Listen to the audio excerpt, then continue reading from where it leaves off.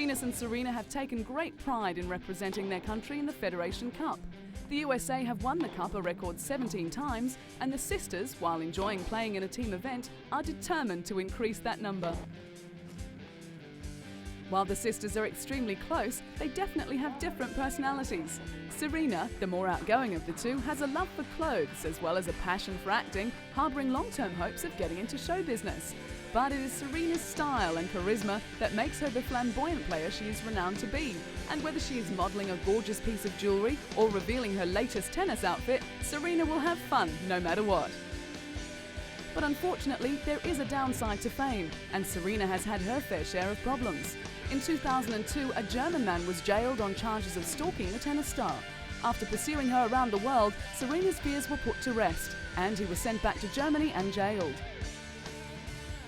With a love of fashion, both Venus and Serena have changed the dress code in women's tennis, designing their own line along the way. The girls have their own style and are not afraid to show it.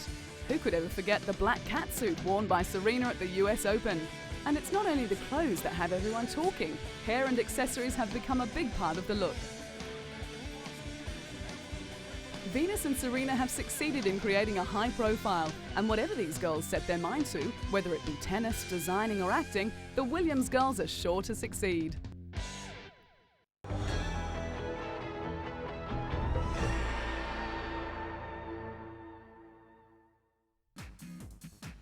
American superstar Marion Jones is a woman in a hurry. In 2000, Marion was by far the fastest woman in the world. She had hit her stride and was going along for the ride.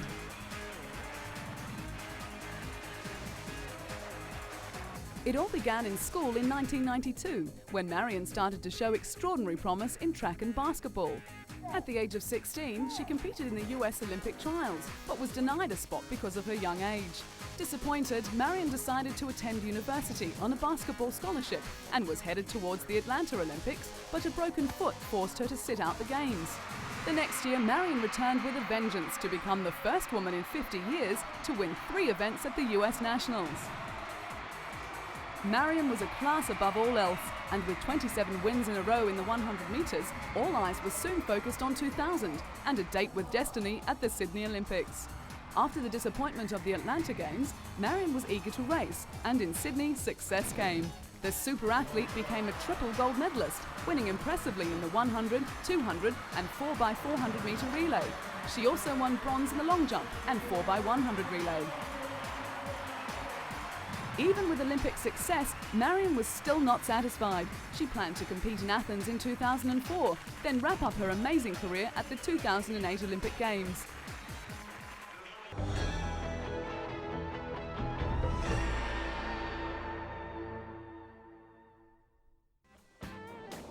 Ellen MacArthur is a woman who thrives on a challenge. Her story is not just about sailing, rather one of human endeavour. Often with odds against her, she has continued to push the boundaries and in the process become one of the best women sailors in the world. From landlocked Derbyshire girl to Yachtsman of the Year, Ellen's love for sailing began at an early age. She was 8 when her aunt took her out on the water, and it was during those trips Ellen discovered an excitement that would end up becoming an all-consuming adventure. Saving up her pocket money for 3 years, she bought her first boat, an 8-foot dinghy, but it wasn't long before she was looking for the next challenge. When Ellen turned 18, she sailed alone around Britain, and in the process won the Young Sailor of the Year award. One of the requirements of racing for long periods on water is the ability to be adaptable. Not only is Ellen an expert skipper, but she is also an electrician, sailmaker, engineer, journalist, cameraman and doctor. She has also trained herself to sleep for as little as 20 minutes at a time, so as to avoid fatigue. Taking giant steps forward, Ellen's next adventure was the 1997 Mini Transat race.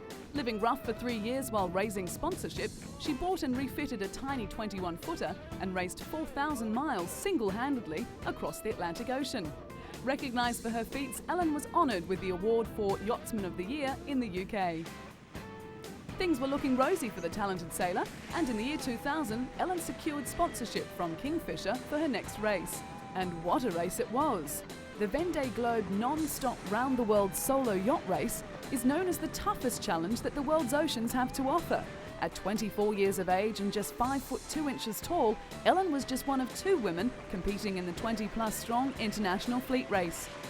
But there was another race Ellen was keen to conquer, a challenge that made all others seem tiny. The Jules Verne Trophy course stands as a perfect challenge for mankind and their sailing machines. Sailors who attempt it must cross through no less than 17 different weather systems. It requires a great deal of dedication and exceptional sailing skills. Ellen and her crew, who were all men, tackled the race without a backward glance. They faced over 26,000 grueling miles of sailing, took in the tempestuous Southern Ocean in one of the most confronting races ever. Ellen's aim was to attempt to beat Frenchman Bruno Peyron's record. In May 2002, Peyron made sailing history when he sailed around the world in 64 days, 8 hours, 37 minutes and 20 seconds, the fastest circumnavigation time ever recorded. Ellen and her Kingfisher 2 crew were not alone in their record-breaking quest. French skipper Olivier de Kersorsen had already set off on his trimaran Geronimo. However, Ellen and her crew were confident that Kingfisher 2 would rise to the challenge. But after launching Kingfisher 2, things did not go as planned. The 26-year-old and her 13-man crew were forced to make an unscheduled stop after their catamaran suffered damage to her mainsail and mast. After 3 weeks at sea, Ellen and her crew were neck and neck with the present record set by the Frenchman. But during one night she had a serious scare when her boat hit a submerged object at full speed. Although the damage was not as serious as first feared, it still concerned the skipper. Despite the worries, Ellen's fighting spirit kept them going. Kingfisher 2's position put them 31 hours and 26 minutes behind the pace set by Orange, the craft that Frenchman Bruno Peyron sailed to set the current record. With time running out, Ellen battled on, but she soon realised it was no use going on. With the Kingfisher 2 dismasted and a substitute using the catamaran's boom erected, progress was too slow. She sailed into Fremantle in Western Australia almost a fortnight after losing the mast. Of the dozen attempts that have been made on the Jules Verne record, 8 have ended in failure, so the skipper always knew the odds were against her. Ellen had rarely slept or left the navigation station during the 24 days at sea, and when gloom could have swamped the crew after the failure, the opposite occurred, with plenty of high spirits. Ellen had never previously skippered a boat as big as the giant catamaran, nor led such a large and experienced crew. Even though the journey ended in disappointment, it wasn't long before Ellen was planning her next adventure. But first there was some well-earned R&R in store for the tiny sailor with the big heart.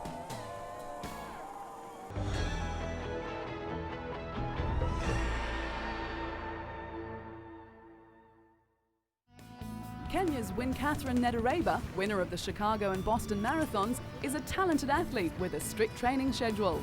She begins her day at 6 o'clock in the morning, stretching, working out and running laps at the National Stadium.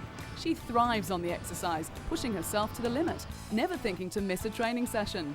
Self-discipline is the key to this athlete's success, with a belief that all the hard work will gain rewards. After the morning sessions, when Catherine returns home to prepare breakfast for her family, her husband Anthony, an up-and-coming marathon runner himself, is also her training partner and is extremely proud of his wife's achievements. When Catherine's goal to be the first woman to go under 2 hours 20 minutes was achieved by another runner, her husband was by her side, encouraging her to go one better. And that she did, breaking the world record. After running the world's fastest marathon time in the Chicago Marathon, Catherine's recognition increased. This photograph is just one of the many mementos she has on display in her living room, along with trophies for her numerous athletic victories. When she returned home from her record-breaking run, Kenyan President Moi presented her with a Distinguished Service Medal. When Catherine isn't running, she works in administration at the men's prison in Nairobi West. She is in charge of the staff, organising filing and dispatching messages.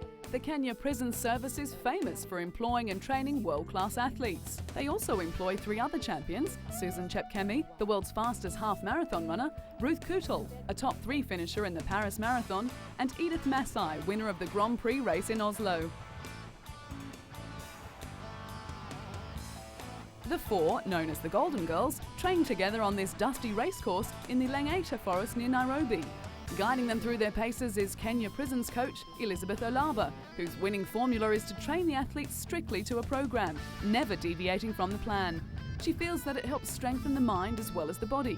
Like Wynne Catherine, she agrees that self-discipline and hard work allows them to get the most out of themselves. It is this strict discipline that has helped Wynne Catherine to win the Boston Marathon twice. It is quite an achievement, as she is the only woman to have done so. But like most athletes, it hasn't all been success. When competing at the qualification trials for the World Long Distance Championships in Edmonton, Canada, she finished a disappointing 4th.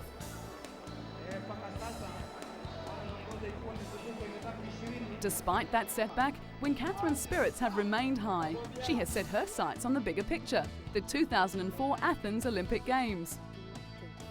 Wynne Catherine is an incredibly strong athlete who takes charge of her life and often urges other women to do the same. She doesn't sit back and hope that things will be done for her. Instead, she tackles life head-on. She takes the initiative to dominate the world of athletics, just as her Kenyan male counterparts have done previously. And she has succeeded.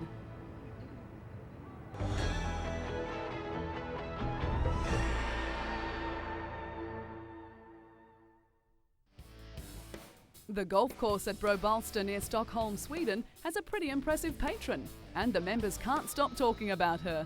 Annika Sorenstam is blonde and blue-eyed, extremely talented, and willing to mix it with the boys. Coming from a sporting family, Annika made her golfing debut in 1982. Between herself, her sister Charlotte, and her mother Gunilla, they have made many tournaments their own. Annika has an amazing talent. In 1995, at the age of 25, she had her first LPGA career victory when she became a Rolex first-time winner at the US Women's Open. She also won an Athlete of the Year in Sweden, the country's most prestigious sports award. With her name constantly on the leaderboards, it wasn't long before the world started to notice the long-hitting Swede.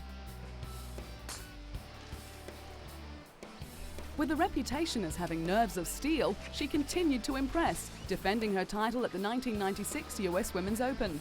That same year, she surpassed the $1 million mark in career earnings. Annika is now a household name and a role model for young girls throughout the world. Merchandise for the star golfer is big business and much in demand. But that comes with winning. 1999 saw LPGA history when she fired an 11 under during the first round of the Sara Lee Classic, as well as her first career hole-in-one. As for prize money, her career earnings skyrocketed, crossing the $4 million mark. In the first 5 years of her career, Annika won more LPGA tournaments than any other tour player.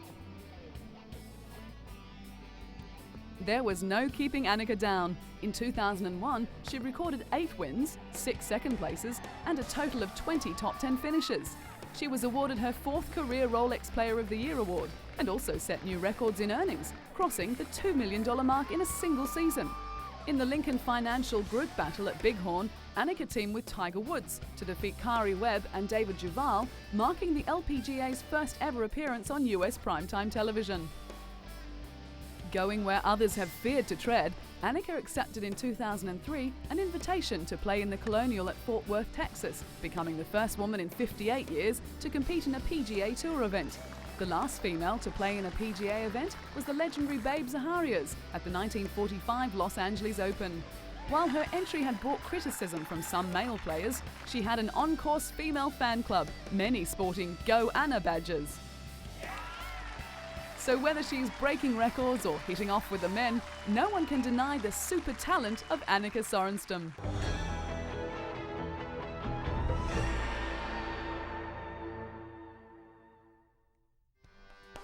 Smart, tough and talented British athlete Paula Radcliffe has plenty going for her. She is articulate and outspoken and just happens to be a damn good runner, making her the queen of British track and field. With a first-class honours degree in European studies and fluency in French and German, Paula is both smart in her lobbying techniques and brave enough to take on the might of athletics officialdom. Not scared to make her views known, Paula came to international prominence when she sat in the stands at the Edmonton World Championships, holding up a sign saying EPO cheats out. She was protesting over the inclusion of an athlete who had escaped a 2-year ban for testing positive to a banned drug. The talented runner has also inherited some handy genes, as she is the great niece of Charlotte Radcliffe, a 1920 Olympic silver medalist in swimming, and the daughter of marathon runner Peter Radcliffe. With ambitions in sport politics, particularly in furthering the cause of women in sport, an International Olympic Committee membership is not out of the question. Known as having the style of a nodding donkey, Paula looks like she is in pain, and probably is. Her eyes roll back and her head jerks as she appears to fight for breath, but looks can be deceiving. Paula, Britain's World Women's Marathon record holder, is as tough as they come. The winner of a BBC Sports Personality of the Year, Paula is inundated with offers to run in marathons, but the London Marathon is her pet favourite. She claims the internationally acclaimed event is the most important competition on her calendar. After winning and smashing the women's record in 2002 in London, she went on to become the fastest female marathon runner of all time in Chicago, finishing more than 2 minutes under world record time. With long-distance Olympic gold medals in her sights, Paula is keeping fit and healthy. But things could have been worse when she was lucky to escape serious injury when a little girl on a bicycle ran into the world champion while she was on a training run in New Mexico. Despite grazing her knees and back, Paula's rigorous training regime continued. While the London Marathon is a prestigious title, attracting the world's best athletes, thousands of amateurs also take part, many raising money for charities on the way. And Paula gets in and does her bit too, raising awareness and cash for charities, helping the homeless and asthma sufferers. She says marathon running is a fun way for everyone to achieve a physical and mental goal. Paula won the 2003 London Marathon in style. In an astonishing 2 hours, 15 minutes, 25 seconds, she broke her own world record by a massive 1 minute 53 seconds. With the event allowing male Kenyan pacemakers, Paula was able to use her strength and stamina to excel. Style or no style, Paula has what it takes to be the best in the world.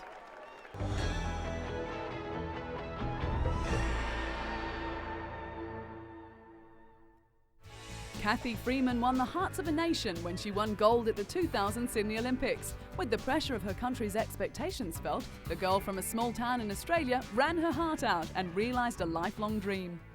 Last night, big night, amazing.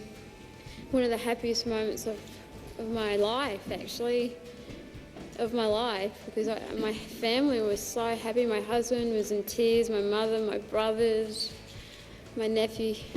Who were there in the stadium, and I kind of sensed that I made a lot of people happy, so that made me feel really good. It had always been a goal for Cathy Freeman to run in an Olympic Games, and in 1996 she realised that dream, becoming the first Aboriginal athlete to represent Australia. At the Atlanta Games, she became the 6th fastest woman ever over 400 metres, running a Commonwealth record and winning the silver medal behind Marie-José Pérez in arguably the greatest one-lap race of all time. But it was many years ago when Cathy first discovered her love of running, competing in her first race at the tender age of 6. In her youth, she would run 12 laps barefoot around a grassy track on a regular basis. Her mother would encourage her to write out, "I am the world's greatest athlete," an affirmation which was to ring true some years later. When she was 13, she told her school guidance counsellor that her vocational plan was to win Olympic gold, a plan that was to see fruition down the track. When Cathy turned 16, she was selected to run at the Commonwealth Games, winning a gold medal as part of the 4x100 metre relay team. That win only fueled the desire to strive harder towards the ultimate goal, the elusive gold medal in an Olympic Games. When the 2000 Sydney Olympic Games finally came around, Cathy was ready to realise that goal. At the opening ceremony, Cathy was the star attraction, lighting the flame in spectacular circumstances. And what followed was everything she had ever dreamed of. With over 100,000 people chanting her name and running in a specially designed one-piece suit, Cathy flew home to win gold in the 400 metres final. The most famous Indigenous face in Australia and well-loved on and off the track, Cathy made the Sydney Olympics her own. Cathy also shined outside of athletics, receiving an honorary doctorate from the University of Ballarat. Cathy, draped in academic garb, looked a bit uncomfortable away from her familiar surroundings, but was proud of her success. She was presented with a doctorate from the university during the ceremony, with officials praising Cathy's determination and willingness to tackle challenges and her remarkable achievements. Cathy has given plenty back to the community, especially programs involving Indigenous children. Along with other sporting stars like Australian swimmer Dawn Fraser and former US Olympic hurdles champion Ed Moses, Cathy has given the children a goal in life. She knew that if the programs had been around when she was younger, it would have helped to define her direction in life earlier, and her vision would have been so much clearer. Kathy, who was extremely proud of her heritage, ran her victory lap at the Commonwealth Games with the Aboriginal flag, before taking the Australian flag as well. Even though it ignited much discussion, she raised awareness regarding Aboriginal and race relations. And it was those actions that made Kathy a role model for young and old, having been awarded the title of Young Australian of the Year, and the following year, Aboriginal Athlete of the Year. It had been many years since Australia had their very own track star, and after Sydney, they had found their new hero in Kathy Freeman. A down-to-earth person and a fierce competitor, Kathy has been a genuine star.